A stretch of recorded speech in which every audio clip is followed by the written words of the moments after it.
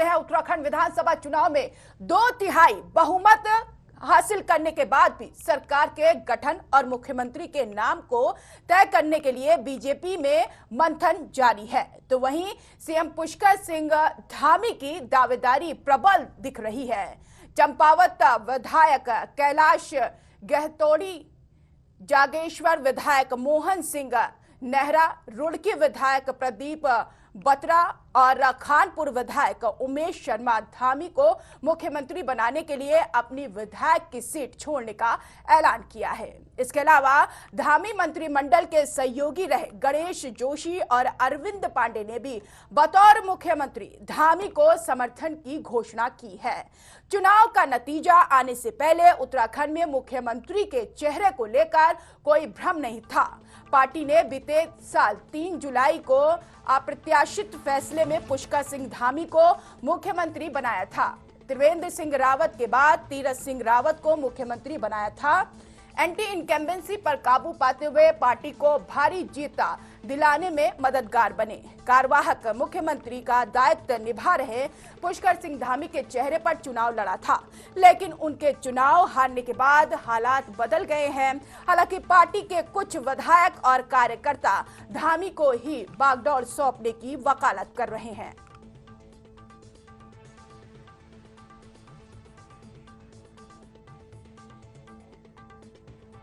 तो मुख्यमंत्री कौन? उत्तराखंड विधानसभा चुनाव का रिजल्ट अब सामने आ चुका है। अब कश्मकश ये है कि उत्तराखंड में मुख्यमंत्री कौन होगा। बीजेपी ने 2/3 बहुमत हासिल की है। हालांकि इस बहुमत के साथ अब यहां पर मुख्यमंत्री कौन होगा उस पर मंथन जारी। सरकार के गठन को लेकर कश्मकश जारी है और ऐसे में कई ऐसे चेहरे हैं जो सामने आ रहे हैं, लेकिन सबसे इस रेस में सबसे आगे पुष्कर सिंह धामी का नाम है। मुख्यमंत्री के नाम को लेकर संशय बरकरार है। अब देखना यह है कि कौन मुख्यमंत्री होता। कार्यवाहक सीएम पुष्कर सिंह धामी की दावेदारी प्रबल है, क्योंकि कई ऐसे विधायक हैं जो अपना पद छोड़ने के लिए भी तैयार है और वहां पर उपचुनाव होगा तो पुष्कर सिंह धामी की जीतने की संभावनाएं होंगी। लेकिन इन सब के बीच कई ऐसे विधायक हैं जिन्होंने पुष्कर सिंह धामी को अपना पद देने की पेशकश दी है और धामी को मुख्यमंत्री बनाने के लिए अपनी सीट छोड़ने की घोषणा भी की है। अब देखना यह है कि आलाकमान की तरफ से क्या फैसला लिया जाता है। गणेश जोशी और अरविंद पांडे ने भी धामी का समर्थन किया है। हालांकि कई ऐसे बीजेपी के नेता हैं उत्तराखंड में, उन्होंने धामी को ही मुख्यमंत्री बनाने के लिए समर्थन दिया है। हालांकि अजय भट्ट ने भी साफ तौर पर यह इशारा कर दिया था कि आने वाले समय में ही पुष्कर सिंह धामी ही मुख्यमंत्री हो सकते हैं, लेकिन अभी तस्वीर साफ नहीं है और यही वजह है कि मंथन के बाद ही फैसला लिया जाएगा। हालांकि सबसे बड़ी बात यह है कि सारे मिथक तोड़ते हुए बीजेपी ने पूर्ण बहुमत के साथ जीत हासिल की है। एक हैट्रिक मारी है, एक तरीके से इतिहास रचा है बीजेपी ने। लेकिन क्योंकि पुष्कर सिंह धामी खुद अपने गढ़ से हार गए हैं और यही वजह है कि मुख्यमंत्री कौन है इसको लेकर कश्मकश है।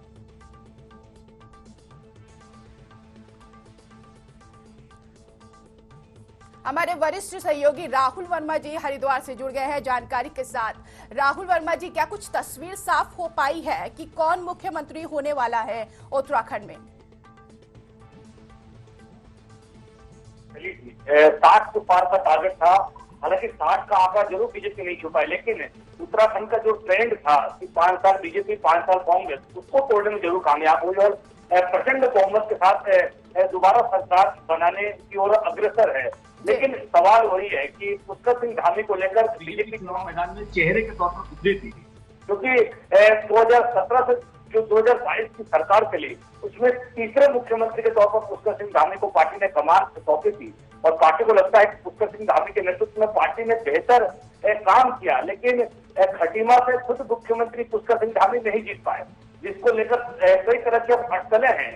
क्योंकि जिस क्षेत्र से पुष्कर सिंह धामी आते हैं और जिस जिले से उधम सिंह नगर थी, तो वहां पे 2017 में जो है बीजेपी ने बहुत अच्छा परफॉर्मेंस किया था। 8 सीटें बीजेपी वहां से जीत कर आई थी और इस बार मुख्यमंत्री का वहां हारना और कुछ सीटें लूज करना कहीं ना कहीं बीजेपी के पूरी चिंता का सबब जरूर है। लेकिन अब भी कई ऐसे विधायक हैं जो पुष्कर सिंह धामी को सीएम के तौर पर देखना चाहते हैं। कुछ साधु संतों की ओर से भी पुष्कर सिंह धामी के को लेकर जो है कि पुष्कर सिंह धामी को मौका मिलना चाहिए। ऐसे में अब कई नाम, चाहे सतपाल महाराज का नाम हो, धन सिंह रावत का नाम हो, या फिर कई ऐसे चेहरे हैं जिसको लेकर कई तरह की चर्चाएं हैं, कई तरह की जो है बातें कही जा रही है कि मुख्यमंत्री का अगला चेहरा बीजेपी का कौन होगा। इसको लेकर लेकिन मुख्यमंत्री चुनने को लेकर बीजेपी का आधार और फॉर्मूला क्या होने वाला है? बिल्कुल, निश्चित तौर पर बीजेपी कह रही है कि विधायक दल की जो बैठक होगी और जो पर्यवेक्षक तय किए गए हैं दिल्ली से, वो वही तय करेंगे और विधायक दल की बैठक में कौन से नाम पर सहमति बनती है इस पर सबकी नजरें टिकी है। लेकिन आपको याद होगा फातिमा, जब त्रिवेंद्र सिंह रावत के नेतृत्व में बीजेपी ने 2017 में यहाँ सरकार बनाई और तकरीबन 4 साल जो है त्रिवेंद्र सिंह रावत बतौर मुख्यमंत्री बीजेपी के लिए काम करते रहे। 4 साल में कुछ दिन कम बचे थे जब सेलिब्रेशन की तैयारी में थे त्रिवेंद्र सिंह रावत। 4 साल की उपलब्धियों को जनता को बताने की तैयारी में वो जुटे थे, तो अचानक दिल्ली उनको बुलाया गया और कहा गया कि आप मुख्यमंत्री का पद छोड़ दें। और त्रिवेंद्र सिंह रावत ने भी पद छोड़ा। उसके बाद तीरथ सिंह रावत को पार्टी ने कमान संभाली, लेकिन तीरथ सिंह रावत का सफर बहुत कम समय के लिए रहा और उसके बाद पुष्कर सिंह धामी को कमान सौंपी गई। लेकिन वही बात है कि पुष्कर सिंह धामी क्योंकि विधानसभा चुनाव जीत नहीं पाए हैं, यही वजह है कि नाम को लेकर अटकलें चल रही है। अगर जीते होते तो निश्चित तौर पर चेहरा बीजेपी के वही थे। और आपको याद हो फातिमा, हिमाचल चुनाव में भी ऐसा ही हुआ था कि जब प्रेम कुमार धूमल एक नेतृत्व और चेहरे पर पार्टी लड़ी थी और प्रेम कुमार धूमल खुद चुनाव हार गए थे, तो जयराम ठाकुर को बीजेपी ने वहां का मुख्यमंत्री बनाया था। ऐसे में अब उत्तराखंड में बीजेपी क्या करेगी और बीजेपी किसको मुख्यमंत्री? राहुल वर्मा जी, अगर पुष्कर सिंह धामी चुनाव जीत जाते हैं तो बीजेपी के सामने ये संकट नहीं आती मुख्यमंत्री चुनने को लेकर? बिल्कुल, निश्चित तौर पर अगर चुनाव जीत जाते तो कहीं कोई संकट नहीं था। और इस तरह से चुनाव में चेहरे के तौर पर पुष्कर सिंह धामी को और खासतौर पर संगठन की जिम्मेवारी मदन कौशिक को सौंपी गई थी। ऐसे में इन 2 बड़े नेताओं ने पार्टी को न सिर्फ मजबूत किया बल्कि जो तमाम अटकलें थे, जो तमाम विपक्ष के दावे थे, उसको धराशायी करते हुए सत्ता में वापसी कराई है। ऐसे में पुष्कर सिंह धामी जरूर चुनाव हार गए, लेकिन कई ऐसे नेता है, कई ऐसे विधायक है जिनको लगता है कि पुष्कर सिंह धामी के जो काम थे आखिरी के 6 महीने वो बीजेपी के काम आया और बीजेपी को उभारने में उनका काम जो है काफी महत्वपूर्ण योगदान रहा। तो वही प्रदेश अध्यक्ष मदन कौशिक के जो 5वीं बार हरिद्वार से जीते हैं, ऐसे में उनके समर्थकों में भी एक तरह से आवाज उठ रही है कि आखिर मदन कौशिक चेहरा क्यों नहीं हो सकते। वही सतपाल ब्रह्मचारी, क्षमा कीजिएगा सतपाल महाराज, उनके नाम को लेकर भी कई तरह की चर्चा है। धन सिंह रावत और रितु खंडूरी जो कोटद्वार से है, भुवन चंद्र खंडूरी की बेटी है, उनके नाम को लेकर भी कई तरह की चर्चाएं चल रही है।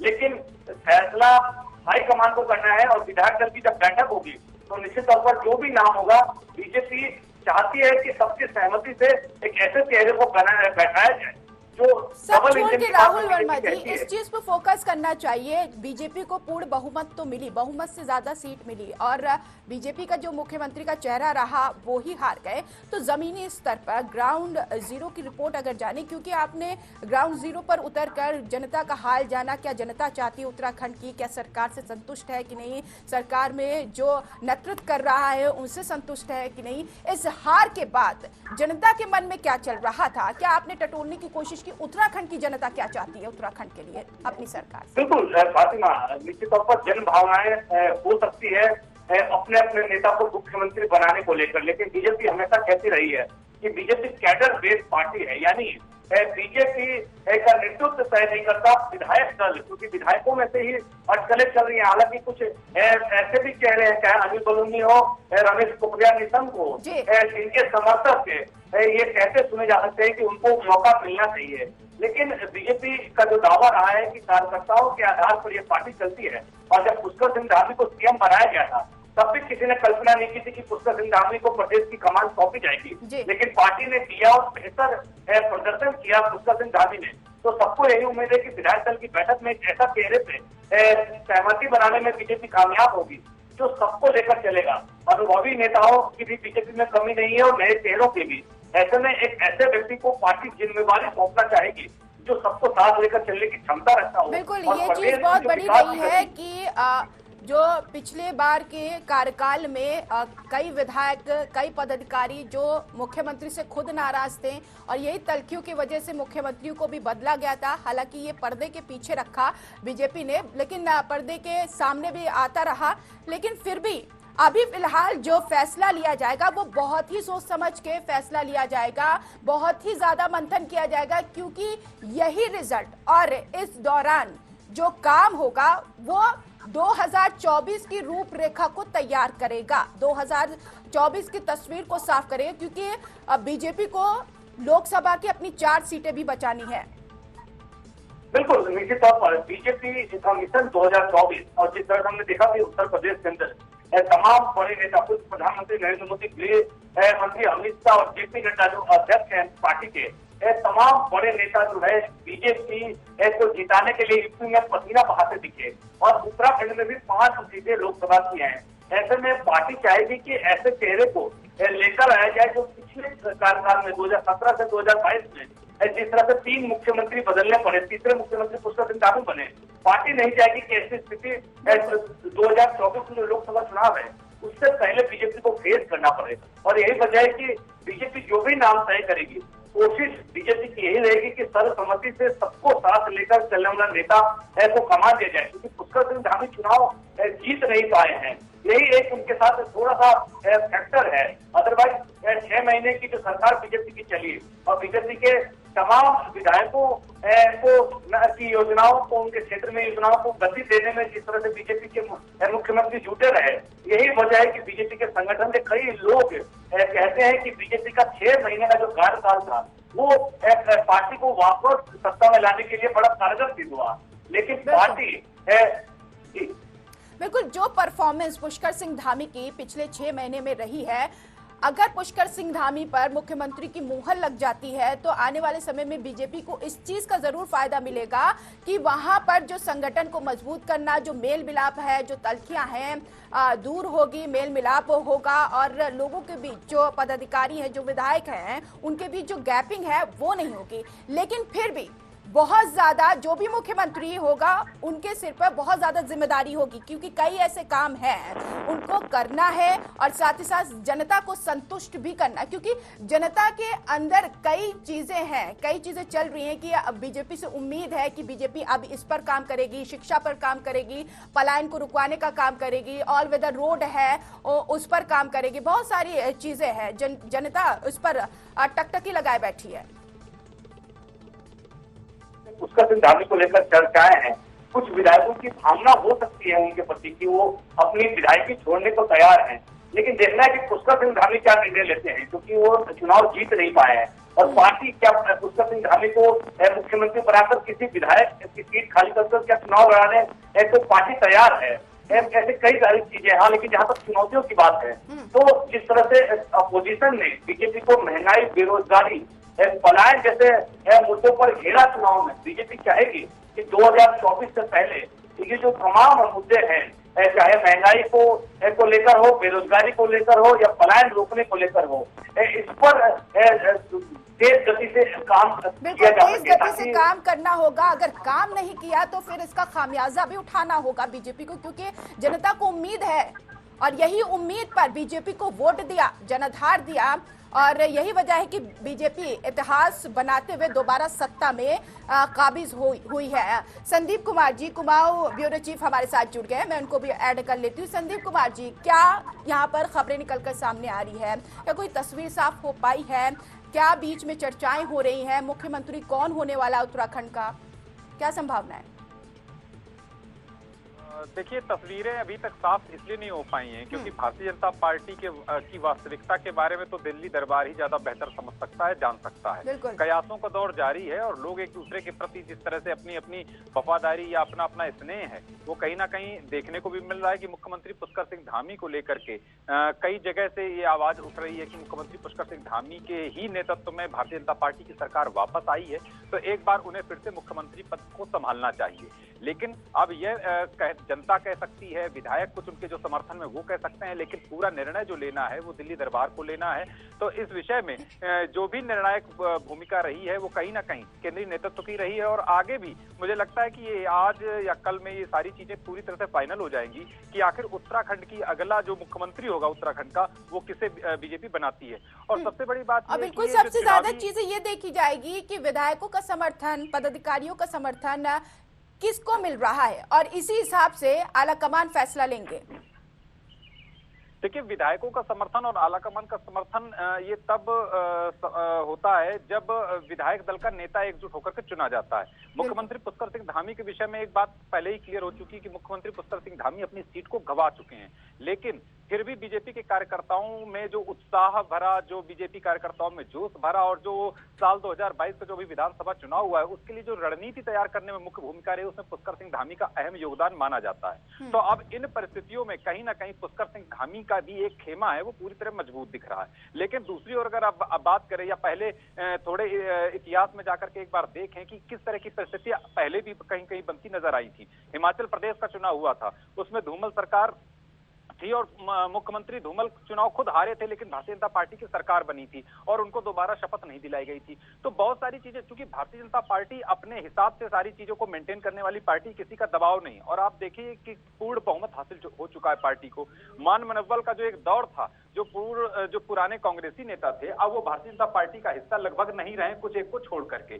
तो बहुत सारी चीजें बड़ी स्पष्ट हो चुकी हैं, पूर्ण बहुमत की सरकार है। ऐसे में कहीं ना कहीं पूरी तरीके से जितना भी नेतृत्व जो केंद्रीय नेतृत्व तय करेगा वही सारे लोगों को मान्य होगा। और मुझे लगता है ये कि एक तो दिन में ये सारी चीजें क्लियर हो चुकी होंगी कि अगला मुख्यमंत्री उत्तराखंड का कौन होगा। बिल्कुल, विधायक दल की बैठक कब होगी, कोई जानकारी राहुल वर्मा जी अगर आपसे जानना चाहें तो? देखिए, आजकल जो पर्यवेक्षक किए जा चुके हैं और पर्यवेक्षक जो है तमाम विधायकों से बात करेंगे और निश्चित तौर पर बीजेपी चाहेगी कि दूसरे से प्रचंड बहुमत से दूसरी बार लगातार ट्रेंड को तोड़ते हुए जनता ने बीजेपी को दिया है। बीजेपी चाहेगी जल्दी से जल्दी चेहरा फाइनल किया जाए और संभवतः उनका शपथ भी जल्दी कराने की, हालांकि जो संभावनाएं व्यक्त की जा रही है कि होली के बाद जो है मुख्यमंत्री प्रदेश के जो है वो शपथ ले सकते हैं। और ऐसे में बीजेपी कोशिश करेगी कि ऐसे चेहरे को पार्टी लेकर आए, चाहे वो चेहरा नया हो पुराना हो, लेकिन सबको लेकर चलने की उसमें कहीं टीम भावना, क्योंकि कई बड़े चेहरे पार्टी के अंदर हैं।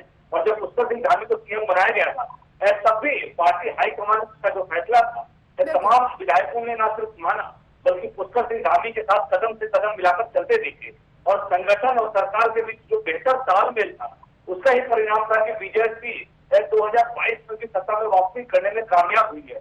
अब इस जो संतुलन है और इस जो बेहतर तालमेल है उसको किस तरह से और बेहतर बनाया जा सके, क्योंकि 2024 में लोकसभा का चुनाव होना है और ऐसे में बीजेपी नहीं चाहेगी कि जो 2 साल का कार्यकाल 2022 से 2024 के बीच का गैप है, कहीं कोई ऐसी स्थिति बन जाए कि कोई मुख्यमंत्री बदलने पर कहीं कोई बात हो, क्योंकि 2017 से 2022 के बीच बीजेपी ने उसको झेला है। ऐसे में बीजेपी चाहेगी कि एक ऐसे चेहरे को पार्टी लेकर आए जो बीजेपी को के कामों को न सिर्फ आगे बढ़ाने की क्षमता रखता हो बल्कि जो विकास की गति है केंद्र के साथ मिलकर उसको रफ्तार दे सके और 2024 के लिए बेहतर जमीन बनाकर 2024 में 5 सीटें जो लोकसभा की है वो बीजेपी के झोली में डालने की ताकत रखता हो। तो कुछ भी जो भी हो, प्रचंड बहुमत बीजेपी के पास है। उम्मीद करें आजकल में चेहरे को लेकर बहुत ज्यादा खींचता जब विधायक दल की बैठक होगी तो स्थिति स्पष्ट हो जाएगी। हालांकि 3-4 विधायक जरूर पुष्कर सिंह धामी के समर्थन में आए हैं, लेकिन जिस तरह से प्रचंड बहुमत मिला है उस बहुमत को भी के सम्मान को भी बीजेपी बनाकर रखना चाहेगी, क्योंकि जो लोग जीत कर आए हैं। और ऐसे में बीजेपी की कोशिश वही होगी कि विधायक दल से ही एक ऐसे चेहरे को निकालकर मुख्यमंत्री बनाया जाए जो उत्तराखंड की न सिर्फ कमान संभाले बल्कि जन भावना जो है बीजेपी को लेकर प्रदेश के लोगों में, राहुल वर्मा जी, बीजेपी को ये भी देखना है कि एक ऐसे चेहरे को चिन्हित किया जाए ताकि आने वाले समय में उसे बदला ना जाए, क्योंकि 2017-2022 के बीच कई मुख्यमंत्री बदले गए। ये एक गलत फैसले की वजह से, फैसला बड़ा सोच समझ के लिया जाएगा। संदीप कुमार जी, आने वाले समय में मुख्यमंत्री को ना बदला जाए। ने उत्तराखंड की शपथ ली थी मुख्यमंत्री के तौर पर, तो कहीं ना कहीं जो कांग्रेसी लोग थे वो लगातार निशाना साध रहे थे कि भारतीय जनता पार्टी ने इस प्रदेश को एक प्रयोगशाला बना डाला, मुख्यमंत्री की प्रयोगशाला। आपको अच्छे से याद होगा कि उस समय ये लगातार फेसबुक पे या जो मीडिया में ये सारे बयान हो रहे थे। तो उस समय आप देखें कि अगर एक प्रयोगशाला के तौर पर ही सही, लेकिन भारतीय जनता पार्टी के जो प्रयोग रहे वो कहीं ना कहीं उत्तराखंड के इतिहास को दोहराने के लिए बड़े साक्षी साबित हुए। तो इन सारी चीजों को अगर आप देखें कि जो राष्ट्रीय नेतृत्व है, केंद्रीय नेतृत्व है और खासकर संगठन है, संगठन इन चीजों को तय करता है कि आखिरकार उत्तराखंड के अंदर या दूसरे प्रदेशों के अंदर हम किस तरीके से भारतीय जनता पार्टी की सरकार को वापस ला सकते हैं। तो वो सारी चीजें कहीं ना कहीं इस साल 2022 के विधानसभा चुनाव में देखने को मिली। साल 2017 में मुख्यमंत्री त्रिवेंद्र सिंह रावत, कुछ समय के लिए तीरथ सिंह रावत और इसके बाद पुष्कर सिंह धामी पर दांव लगा दिया। युवा चेहरे थे पुष्कर सिंह धामी, और मुझे लगता है कि कहीं ना कहीं जो भी रणनीति रही हो, भले ही कांग्रेस के उस समय निशाने पर हो कि 3 मुख्यमंत्री दिए, लेकिन उनकी रणनीति सफल साबित हुई साल 2022 के विधानसभा चुनाव में। तो आगे के लिए क्या रणनीति बनाते हैं, नया चेहरा कौन सा लेकर के आते हैं, क्या उसको 5 साल के लिए पूरा समय मिल पाता है। अब आप उत्तर प्रदेश के मुख्यमंत्री योगी आदित्यनाथ को देखिए कि बीच में सुगबुगाहट चल रही थी कि उत्तर प्रदेश के मुख्यमंत्री योगी आदित्यनाथ को परिवर्तित किया जा सकता है। केंद्रीय दल बार बार वहां पर जा रहे थे, बीच में थोड़ी सी अटकलें ऐसी लगाई जा रही थी कि एक नया चेहरा भी वहां पर शामिल हो सकता है, लेकिन सारी चीजों को विराम मिला और आज आप देख सकते हैं कि उत्तर प्रदेश में पूर्ण बहुमत के साथ एक बार फिर भारतीय जनता पार्टी ने सरकार बनाई। तो कहीं ना कहीं ये सारा संगठन का काम होता है, पर्यवेक्षकों का काम होता है, पर्यवेक्षक जो अपनी रिपोर्ट देते हैं। और मुझे लगता है कि भारतीय जनता पार्टी संगठन के आधार पर एक बहुत बड़ी और मजबूत पार्टी है और कहीं ना कहीं इसका लाभ इनको विधानसभा चुनावों में जरूर मिलता है। अभी राहुल सर कह रहे थे कि साल 2024 में जो लोकसभा के चुनाव होने, कहीं ना कहीं इस चीज को बिल्कुल आगे रखा जाएगा कि वह मुख्यमंत्री, कम से कम एक ऐसा मुख्यमंत्री का चेहरा दिया जाए, क्योंकि 2 साल में ही अभी लोकसभा के चुनाव होने हैं। साल 2024 में जब लोकसभा के चुनाव होंगे तो 5। बहुत शुक्रिया तमाम जानकारी के लिए राहुल वर्मा जी, आपका भी बहुत बहुत शुक्रिया तमाम जानकारी के लिए। तो उत्तराखंड में अगला मुख्यमंत्री कौन होगा, अभी भी इस पर संशय बना हुआ है, लेकिन फिलहाल मंथन लगातार जारी। अब देखना यह है कि विधायक दल की बैठक में क्या फैसला लिया जाता है, क्योंकि ये फैसला दिल्ली में होगा और दिल्ली से ही पता चल पाएगा कि पहाड़ में कौन सा मुख्यमंत्री राज करेगा।